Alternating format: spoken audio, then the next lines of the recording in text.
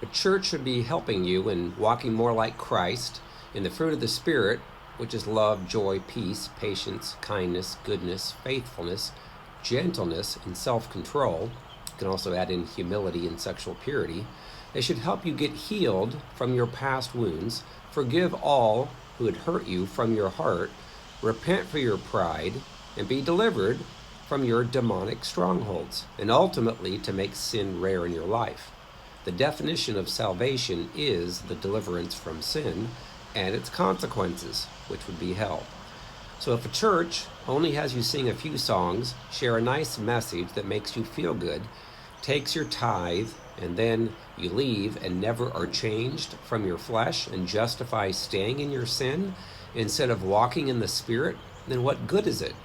You can go to church your whole life and then end up in hell when you die.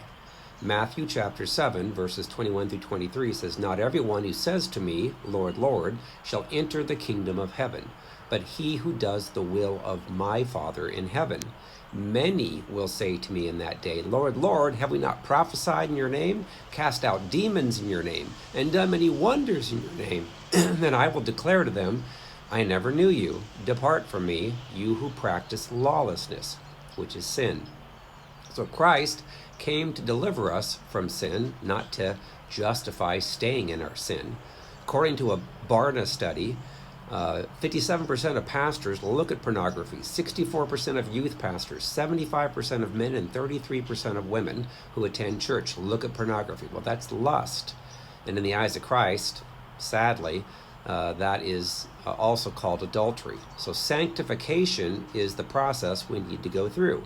Romans chapter 6, verses 15 to 23 says, "What then? Shall we sin because we're not under law but under grace? Certainly not. Do you not know that to whom you present yourselves slaves to obey, you are that one slaves whom you obey, whether of sin leading to death or of obedience leading to righteousness? But God be thanked that though you were slaves of sin, yet you obeyed from the heart that form of doctrine to which you were delivered. And having been set free from sin, you became slaves of righteousness. I speak in human terms because of the weakness of your flesh. For just as you presented your members as slaves of uncleanness and of lawlessness, leading to more lawlessness, that's sin, so now present your members as slaves of righteousness, for holiness. For when you were slaves of sin, you were free in regard to righteousness. What fruit did you have then in the things of which you're now ashamed? For the end of those things is death," that would be hell. "But now, having been set free from sin, having become slaves of God,